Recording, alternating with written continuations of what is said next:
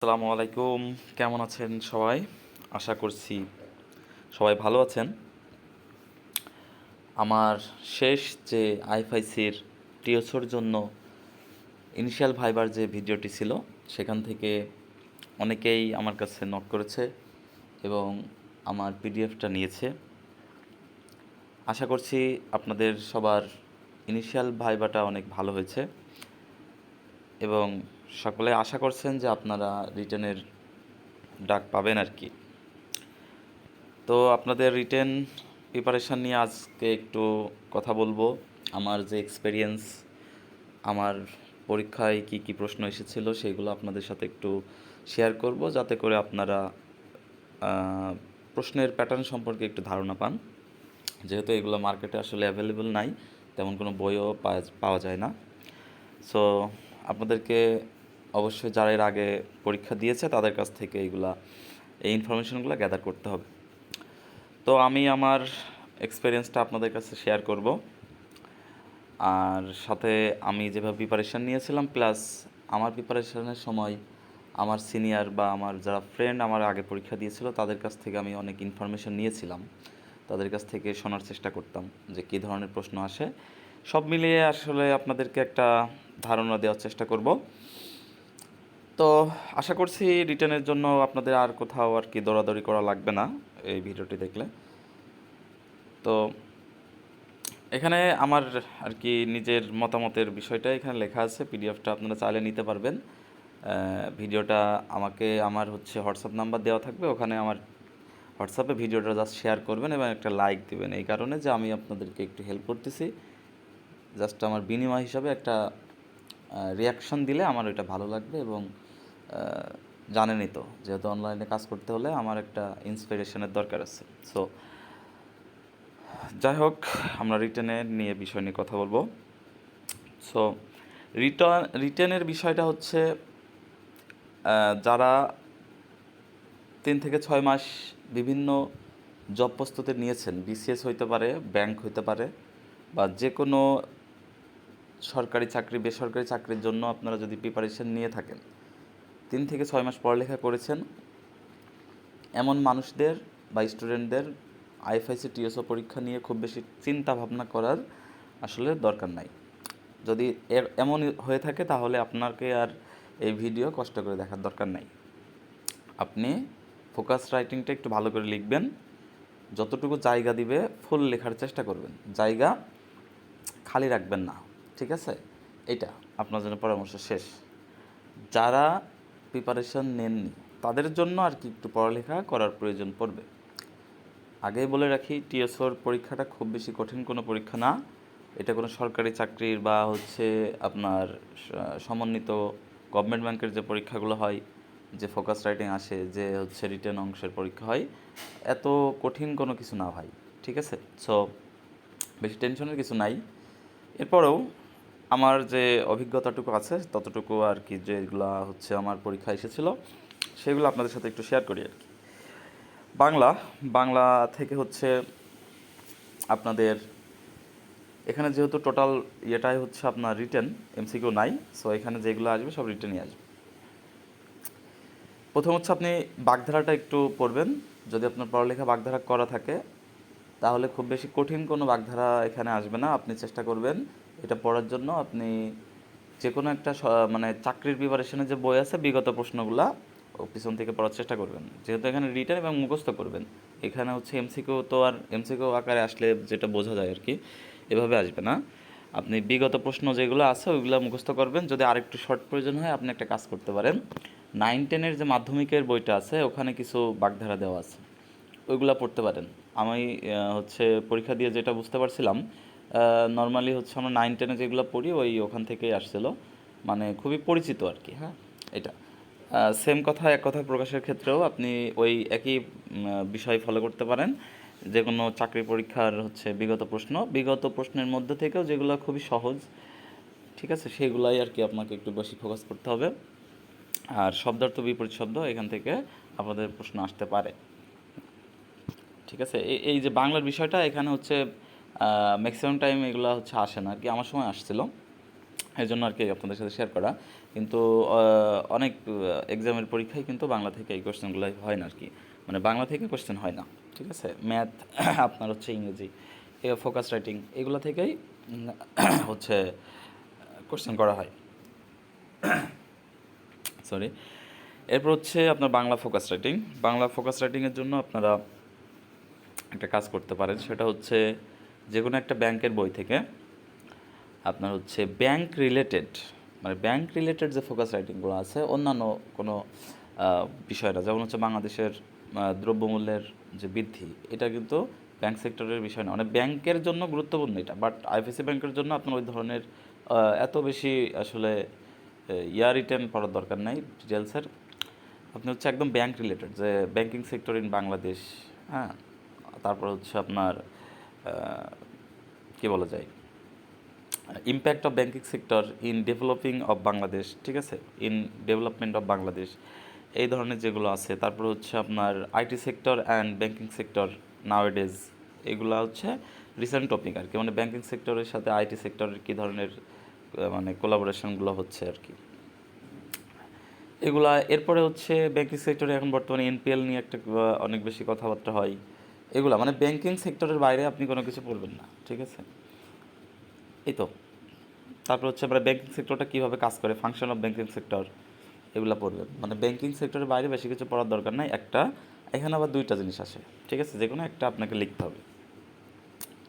So হচ্ছে আচ্ছা, focus writing মানে হচ্ছে যে ব্যাংকিং সেক্টরে ওইটা পড়বেন, ব্যাংক রিলেটেড, ঠিক আছে। ওই যে ওইগুলো ইংলিশে বললাম, ওইগুলো ইংলিশের জন্য আর কি, ওইটার বাংলা যেটা হবে আপনার, ওই যে ওই ধরনের জিনিসগুলো আপনি বাংলা থেকে পড়তে পারবেন। আর আরেকটা জিনিস আছে যেটা হচ্ছে আপনার এমনিতে রচনা টাইপের, সেটা আমাদের আসছিল দেশ ভ্রমণ, মেবি দেশ ভ্রমণ আসছিল নাকি হচ্ছে ইস্টার্ন ব্যাংকে পরীক্ষা দিয়েছিলাম, ওখানে আসছিল জাস্ট এইগুলা, হ্যাঁ, যে কোনো কিছু আসতে পারে, স্বাধীনতার কোনো বিষয় নিয়ে আসতে পারে, তারপর হচ্ছে দেশ ভ্রমণ, বইমেলা, বিভিন্ন কিছু, এগুলো মানে জাস্ট হচ্ছে অন্য ধরনের রচনা যেগুলো আছে, সাধারণ রচনা, ওইগুলো থেকে আসে। আরেকটা হচ্ছে ব্যাংকিং সেক্টর থেকে আসে। আপনি চেষ্টা করবেন যেটার ভালো ইনফরমেশান দিতে পারবেন সেটা লেখার। আমি আর কি ব্যাংকিং সেক্টর সম্পর্কে নিয়ে ওইটা লিখছিলাম না, কারণ হচ্ছে ওই মুহূর্তে আমার আসলে ওইভাবে প্রিপারেশন ছিল না, তো সো আমি চিন্তা করছিলাম যে আমি মানে ব্যাংকে পরীক্ষা দিচ্ছি, তো ব্যাংকিং সেক্টর নিয়ে যদি লিখি তবে হয়তো বা ভালো হবে, বাট ইনফরমেশন যদি আমি না দিতে পারি সঠিক, তাহলে তো আসলে হলো না। ওই জন্য আমি আর কি অন্যটা লিখছিলাম, বাট ভালোভাবে লিখছিলাম আর কি। এই তো, তো যেটা লিখবেন আপনার ওখানে জায়গা দেওয়া থাকবে, রিটেনের জন্য আলাদা কোনো খাতা না, প্রশ্নের সাথে রিটেন যে জায়গাটুকু থাকবে আপনারা চেষ্টা করবেন সম্পূর্ণটা লেখার, এবং চেষ্টা করবেন একটা ভূমিকা এবং শেষে একটা উপসংহার যোগ করেন। উপসংহারটা না দিলে না আপনার এটা একটু নেগেটিভলি নেওয়া হয় আর কি। এরপর হচ্ছে আপনি ইংরেজি প্রিপারেশনটা একটু বেশি গুরুত্বপূর্ণ, কারণ ইংলিশ থেকে আর কি হচ্ছে বেশি নাম্বার এখানে থাকবে। এক্ষেত্রে আপনার হচ্ছে synonym, antonym, word meaning, translation, English focus writing এবং গ্রামাটিক্যাল থেকে টেন্স এবং রাইট ফর্ম অফ ভার্ব, এইগুলো আর কি গুরুত্বপূর্ণ। এখানে কী ধরনের প্রশ্ন আসছিল আমি আপনাদেরকে একটু বলি। সিনোনিম, অ্যান্টোনিম তো বুঝতে পারছেন।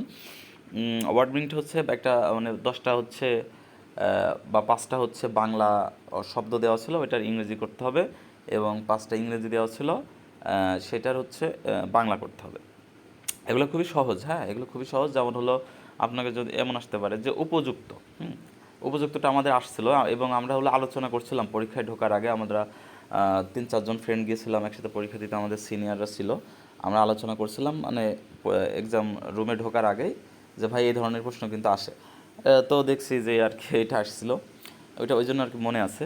তো আপনার হচ্ছে উপযুক্ত, তো উপযুক্তর আপনার হলো বাংলা কি, ইংলিশ কি, ওই মুহূর্তে দেখবেন আপনার হচ্ছে মাথায় আসবে না, ঠিক আছে। ওখানে এমন টাইপের আপনার ইয়েগুলো দেয়, বাংলা টু ইংলিশ বা ইংলিশ টু বাংলা, মানে আপনি সচরাচর এগুলো ইউজ করেন, মুখে আপনার সবসময় এগুলো থাকে, বাট ওটা বাংলা বলতে গেলে আপনার তখন আর হচ্ছে আপনি বলতে পারবেন না, মানে বাংলার জায়গাতে আপনি হচ্ছে ওটা ইংলিশটাই ব্যবহার করেন। এই ধরনের জিনিসগুলো আমি দেখছি, ওইগুলো আসে। হ্যাঁ, তো ওই যে উপযুক্ত যেমন মাথায় আসতে পারে যে রাইট, হ্যাঁ, যে এটা রাইট, তাই না, কারেক্ট, তো এটা অ্যাপ্রোপ্রিয়েট হবে আর কি। এই ধরনের প্রশ্ন আসে আর কি।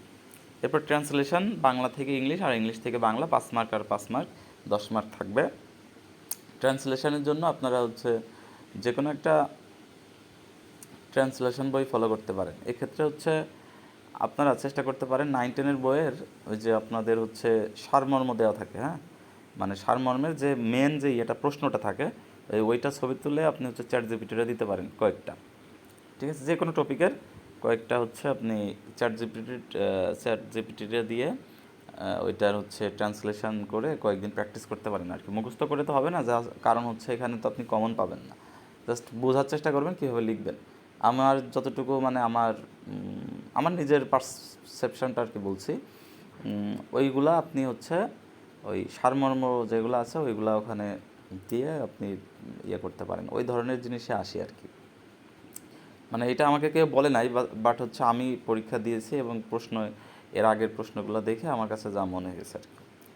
এরপরে হচ্ছে টেন্স এবং রাইট ফর্ম ভার্ব। এখান থেকে 5 মার্কের টেন্সের প্রশ্ন হবে, 5টা এমসিকিউ থাকে, ঠিক আছে। টেন্সের হচ্ছে বিভিন্ন ধরনের ওই যে ধরেন এগো আছে বা বিফোর আছে, হ্যাঁ, এগুলো থাকলে কোন ধরনের টেন্স হয়, বা হচ্ছে যে আপনার আফটার বিফোরের রুলস থেকে আসে।